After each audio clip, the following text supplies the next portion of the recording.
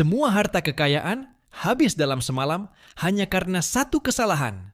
Sebelum lanjut, jangan lupa like dan follow. Agar akun ini semakin semangat untuk berkreasi, ingat like dan follow itu gratis. Sisa pelukan di tengah kehancuran. Kisah ini diambil dari kisah nyata yang dialami seseorang bernama Raka. Seorang kepala keluarga yang dulu dikenal dermawan di lingkungannya. Setiap kali rezekinya datang, ia tak segan membantu teman, tetangga, bahkan orang yang baru dikenalnya. Uang bisa dicari, tapi kepercayaan itu mahal. Begitu katanya dulu. Raka bekerja keras, tak kenal lelah.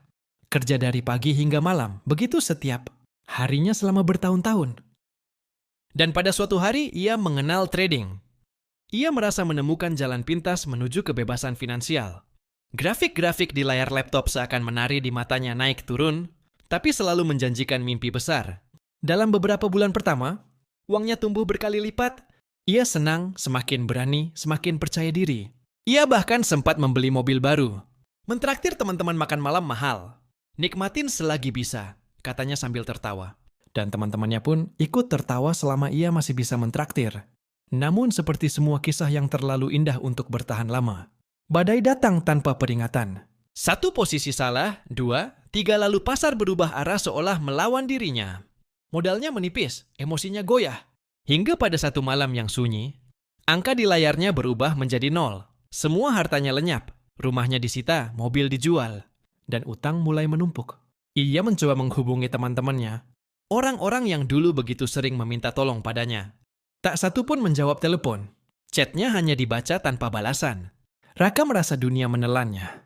Ia tak berani keluar rumah, malu pada tetangga, takut menghadapi kenyataan.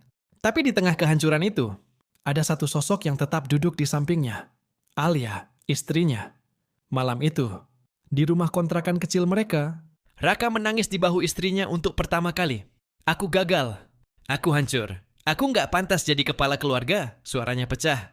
Alia hanya mengusap rambutnya pelan. Kita nggak kehilangan segalanya. Kita masih punya satu sama lain. Dan itu cukup buat mulai lagi. Raka terdiam.